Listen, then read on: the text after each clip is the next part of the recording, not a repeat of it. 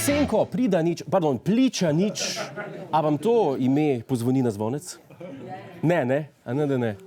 On spada v dve mapi pod mapo, v kateri je Bratuškova.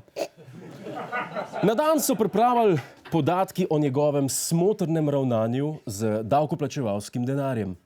Pličanič je v času, ko je bil minister, okoli 70-krat potegnil službeno kreditno kartico v razvpiti prestižni in seveda dragi ljubljanski restavraciji As.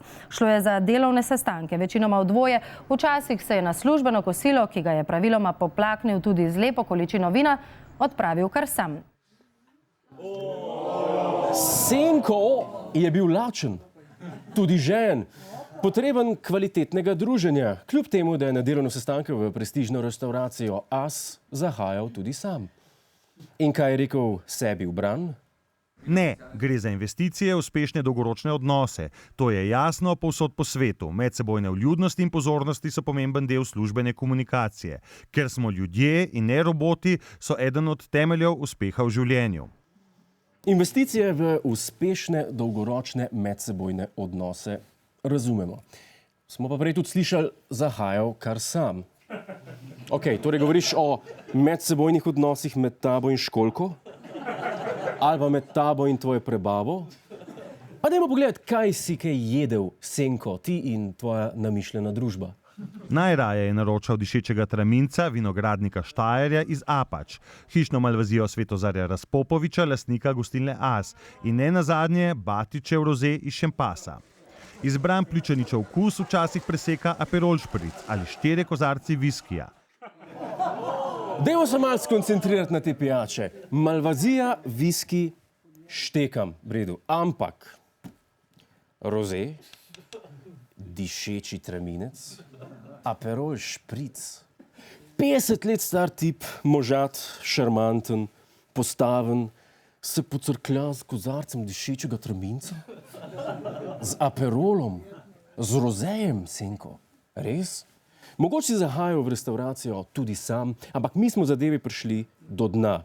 Pa se dajmo igrati detektive. Bojda, ne vem, če ste to vedeli, je naš bivši pravosodni minister lomilec ženskih src. A ste to vedeli? Ženskar.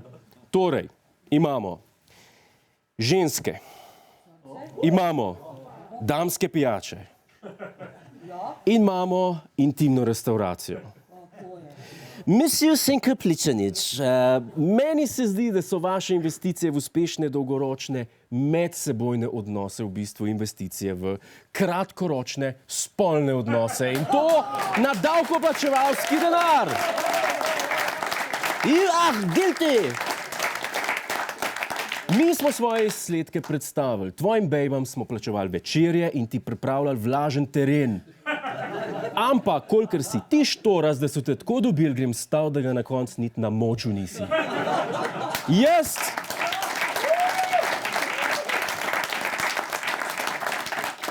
se za 7 000 evrov natelovadim brez traminčkov, pa brez rozejčkov, za cel life, za naprej in za nazaj. Kastrirati živino za narodov blagor, bejmo Boga! Hvala za ogled, ne pozabi pa tudi na Ta teden z Juretom Godlerjem ob četrtkih ob 22:40 na Planetu.